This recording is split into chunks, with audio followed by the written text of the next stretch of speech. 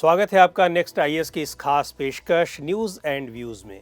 सूरत की एक कोर्ट ने पीएम नरेंद्र मोदी के सरनेम को लेकर की गई एक आपत्तिजनक टिप्पणी के मामले में राहुल गांधी को डिफेमेशन केस में दोषी पाया है और उन्हें 2 साल की सजा सुनाई है। ये मामला 2019 का था।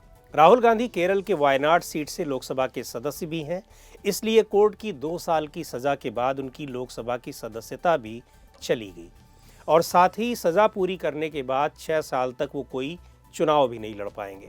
राहुल गांधी की संसद की सदस्यता representation of the people act 1951 और कॉन्स्टिट्यूशन के आर्टिकल 102(1)(e) के प्रोविजंस के तहत गई है। न्यूज एंड व्यूज प्रोग्राम में आज हम इन्हीं प्रोविजंस को विस्तार से जानने की कोशिश करेंगे और ये भी कि जनप्रतिनिधियों यानी पीपल रिप्रेजेंटेटिव्स की सदस्यता और किन परिस्थितियों में जा सकती है और फिर क्या दोबारा बहाल भी हो सकती है। पहले तो जानते हैं कि डिफेमेशन होता क्या है। कानून की भाषा में किसी भी व्यक्ति के बारे में कहीं भी कोई गलत टिप्पणी करना जिससे कि उसकी प्रतिष्ठा धूमिल होती हो, यानी जिन चीज़ों से उसकी रेपुटेशन डैमेज होती हो, वो सब डिफेमेशन की कैटेगरी में आएगा। डिफेमेशन यानी मानहानि शब्दों के माध्यम से हो सकती है, चाहे बोलने या पढ़ने से या फिर संकेतों अथवा पिक्चराइजेशन के जरिए, यानी किसी व्यक्ति के बारे में ऐसी बातें प्रचारित करना जो गलत हैं और उस व्यक्ति की प्रतिष्ठा को ठेस पहुंचाने वाली हैं। भारत में डिफेमेशन सिविल ऑफेंस भी है और क्रिमिनल ऑफेंस भी। Civil defamation law of tort से संबंधित है। ये कानून का ऐसा एरिया है जो गलत को परिभाषित करने के लिए कानूनों पर रिलाई नहीं करता, बल्कि केस लॉज की मदद से तय करता है कि गलत क्या है। जबकि criminal defamation Indian Penal Code 1860 के सेक्शन 499 के तहत एक अपराध के तौर पर डिफाइन किया गया है, जिसके तहत दोषी पाए जाने वाले व्यक्ति को आईपीसी के सेक्शन 500 के तहत 2 साल तक की सजा का प्रोविजन है। सजा के साथ जुर्माना भी लगाया जा सकता है। वैसे क्रिमिनल डिफेमेशन एक कंपाउंडेबल ऑफेंस भी होता है और संबंधित पार्टियां कॉम्प्रोमाइज के जरिए केस को बंद भी करा सकती हैं।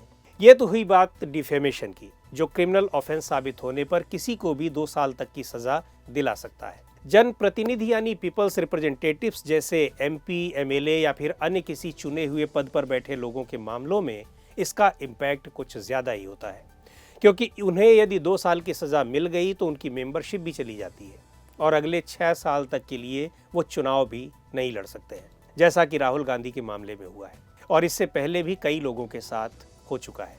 ये होता है कॉन्स्टिट्यूशन के आर्टिकल 102 और the representation of the people act 1951 के तहत। इंडियन कॉन्स्टिट्यूशन का आर्टिकल 102 सेक्शन 1 पार्लियामेंट के दोनों सदनों के मेंबर्स के डिस्क्वालिफिकेशन की बात करता है। इस आर्टिकल में उन रीजंस का जिक्र किया गया है जिनसे कोई एमपी अपनी मेंबरशिप गंवा सकता है। इसके तहत यदि कोई एमपी गवर्नमेंट ऑफ इंडिया या फिर किसी स्टेट गवर्नमेंट के अधीन कोई ऑफिस ऑफ प्रॉफिट होल्ड करता है, तब उसकी सदस्यता चली जाएगी। यदि वह अनसाउंड माइंड का हो और किसी कॉम्पिटेंट कोर्ट ने उसे ऐसा घोषित किया हो, यदि वह अनडिस्चार्ज्ड इंसॉल्वेंट यानी दिवालिया हो, यदि वो भारत का नागरिक ना हो या फिर किसी दूसरे देश की नागरिकता उसने ले ली हो या फिर किसी भी तरह से किसी दूसरे देश के प्रति उसकी निष्ठा के बारे में जानकारी मिलती हो, या वो पार्लियामेंट द्वारा बनाए गए किसी कानून के तहत दोषी या गिल्टी करार दिया गया हो। The representation of the people act 1951 ही संसद द्वारा बनाया गया ऐसा कानून है जो दोषी पाए जाने पर इलेक्टेड रिप्रेजेंटेटिव्स को डिस्क्वालीफाई करता है। इस एक्ट के सेक्शन 8 के तहत क्रिमिनल केसेस में दोषी लोगों को चुनाव लड़ने से भी रोका जा सकता है, लेकिन तभी जब अदालत ने उन्हें दोषी मान लिया हो और कम से कम 2 साल की सजा दे दी हो।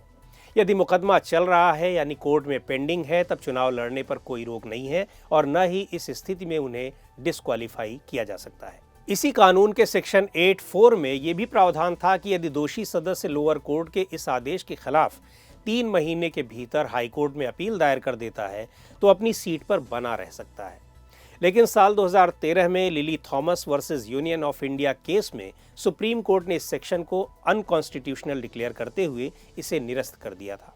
Lily Thomas versus union of India के इसी केस में सुप्रीम कोर्ट के वर्डिक्ट के कारण राहुल गांधी के मामले में स्पीकर ने सजा मिलने के तत्काल बाद उनके डिस्क्वालिफिकेशन का नोटिफिकेशन जारी कर दिया। दिलचस्प बात यह है कि इस एक्ट के सेक्शन 8(1) और 8(2) में डिस्क्वालिफिकेशन के लिए जिन ऑफेंसेस के तहत कन्विक्ट होने की बात कही गई है उनमें डिफेमेशन नहीं आता है। सेक्शन 8(3) कहता है कि यदि कोई भी जनप्रतिनिधि किसी ऐसे मामले में कन्विक्ट होता है जिसमें कि उसे कम से कम 2 साल की सजा मिली हो तो वो डिस्क्वालीफाई हो जाएगा और सजा पूरी करने के 6 साल बाद तक चुनाव भी नहीं लड़ पाएगा। इस सेक्शन के इसी पार्ट के तहत राहुल गांधी को डिस्क्वालीफाई किया गया है। इस एक्ट के सेक्शन 9, 10 और 11 में डिस्क्वालिफिकेशन वाली सिचुएशंस को मेंशन किया गया है। अब सवाल ये उठता है कि क्या रिवर्सल ऑफ डिस्क्वालिफिकेशन भी पॉसिबल है? लोक प्रहरी वर्सेस यूनियन ऑफ इंडिया मामले में 2018 में सुप्रीम कोर्ट ने स्पष्ट किया कि लोअर कोर्ट में कन्विक्शन की वजह से हुए डिस्क्वालिफिकेशन को यदि हायर कोर्ट से स्टे मिल जाए तो ये डिस्क्वालिफिकेशन रिवर्स हो सकता है, यानी उसकी सदस्यता फिर बहाल हो सकती है। लेकिन ये स्टे कन्विक्शन पर होना चाहिए। CRPC 1973 के सेक्शन 389 के तहत सजा के सस्पेंशन पर नहीं। यदि राहुल गांधी के मामले को देखें तो उनका डिस्क्वालिफिकेशन तभी रिवर्स हो सकता है जब उन्हें किसी हायर कोर्ट से उनके कन्विक्शन पर स्टे मिल जाता है या फिर उनका कन्विक्शन रद्द हो जाता है। उन्हें इस फैसले के खिलाफ पहले सूरत के सेशंस कोर्ट में अपील करनी होगी और फिर गुजरात के हाई कोर्ट में। यदि इन दोनों जगहों से उन्हें राहत नहीं मिलती है तो फिर वो अगले 8 साल तक चुनाव नहीं लड़ पाएंगे। पहले 2 साल सजा पूरी करेंगे और फिर 6 साल तक पीपल्स रिप्रेजेंटेशन एक्ट के तहत।